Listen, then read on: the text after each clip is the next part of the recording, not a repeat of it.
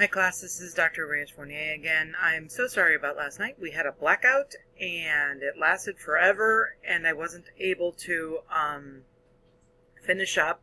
And I was in the middle of saying something very important specifically for this week's discussion. When we're talking about anxiety disorders in general, some of them are medicated as per usual, where you take medication every day to stabilize a condition. So, for example, things like generalized anxiety disorder are generally medicated on a daily basis, maybe twice a day, one in the morning or one in the evening and one in the afternoon, things like that, to stabilize the individual, to bring them to a certain level, okay? So for those kinds of medications, the anxiolytics that you've probably heard of because a lot of people take them, but medications like Buspar, Xanax are all considered anxiolytics. They can be either just general anxiolytics like SSRIs or SNRIs, or they can be benzodiazepines. Benzodiazepines are highly addictive. Okay. Some of the issues, though, that arise is if you have an individual with both generalized anxiety disorder and a panic disorder or a panic attack issue. Now, for example, the case that you are reading this week, remember, don't get caught up just because her presenting issue is what appears to be a panic attack. And it is a panic attack. I'm not saying that it isn't. However, the underlying issue is a generalized anxiety, constant anxiety, that has the feature of occasionally having panic attacks. So it would be generalized anxiety disorder with panic attacks. Okay, that's the specifier, that she has panic attacks. Now, those are medicated very differently. Panic attacks are not medicated the same way that an anxiety disorder is medicated. Panic attacks are as needed medications. So people with panic disorders do not take medication every single day. They take them as they feel the panic attack coming on. Okay, that's how it works better. The anxiolytic is usually much stronger. It has a slight sedating effect, and what it does is just nips the panic attack in the bud. And it's fast acting. That's why they do that. Now, medications like Buspar are not appropriate for a panic disorder. Okay, Buspar is slow acting. It's not going to work for that. Now, the individual can be taking Buspar for their generalized anxiety disorder. However, they would need to have something else for their panic attacks. So I want you to consider that when you're thinking about how you're going to recommend treatment for Sylvia this week, specifically because, you're going to be diagnosing her on both ends. You're going to be handling whatever the worry and the anxiety that she's been having her whole life, and the panic attacks, which make her feel like she's having a heart attack. Now, remember, there's also, I'm just going to throw everything out at you because, I didn't get to do it last night. See, I wanted to mention something else. Okay. So, with those medications, you don't know, for specifically the panic attacks, you usually are going to be using medications that are specific to, that are, fast acting, and they're usually benzodiazepines. Benzodiazepines, like I said, are highly addictive. So, that is something that needs to be monitored on a, as much as possible.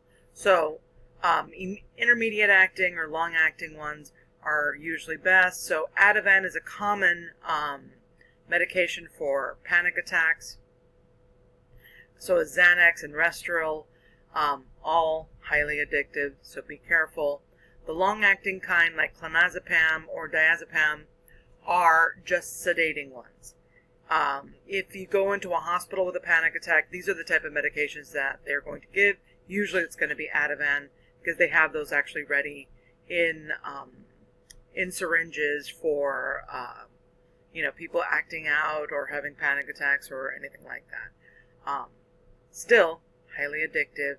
Also, things like Ativan and all of the benzos stay in the liver for a very long time. Ativan by itself has a 50-year half-life in the liver.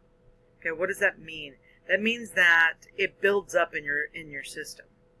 So giving somebody Ativan for an anxiety disorder is kind of like, taking a truck for a day trip, taking like a U-Haul for a day trip. It's just way too much for that. As the Ativan builds up in the liver, the sedating effect is longer acting. So as you take more and more and more and more of it, the almost like the zombifying effect of Ativan tends to linger. And this is one of the reasons why benzodiazepines are so highly addictive, is because it is a very numbing kind of medication, and obviously it's something that makes you feel good in the immediate. During in a use disorder, you're going to see situations where they just don't know what else to do because they're not really thinking clearly, because the Ativan is like everything that's going on is going through the Ativan. This is a very common thing to give older people. In fact, instead of giving them regular anxiolytics for an anxiety disorder, they're given Ativan, which has the tendency of slowly killing them. And I know that I just said something very highly controversial, but I kind of stand by that after watching, doctors prescribe things to older people for a while. Ativan is very common because you don't complain when you're on Ativan. And that's something that as substance abuse professionals, we need to be very aware of. That if we get an older individual, one of their medications may be a benzodiazepine simply because they worry, and maybe they don't meet the criteria for generalized anxiety disorder, but because they have the normal worries of an individual, they're given Ativan so that they don't complain. I know, that sounds horrible, but that is very common, and you actually, you could read up on that. I know that when we talk about special populations in chemical dependency and other classes in the program, that does come up. All right, so plan of action. Remember with Sylvia to diagnose the way that, with the bullets, matching her behavior to the criteria. When suggesting medications, look at both regular daily use of a medication for anxiety and as needed medication for panic attacks, and try to get something that doesn't interfere with the other. Okay, that's also important. So pay attention to, for example, the boost bar is not good for panic attack kind of thing.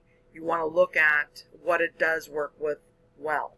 Okay, and I think that is it. I will be posting this video, as you can see in the announcements, and I will also have a copy of my PowerPoint with it just for your edification. Again, I am sorry about last night. I was completely wild. We were completely in the dark for a good chunk of time, and we have no idea why it happened. So we will see you all. We'll be all together next week, next Thursday. Any questions, email me. Any problems, email me. If you're freaking out, text me, and we could talk about it. Talk soon. Have a lovely week. Bye.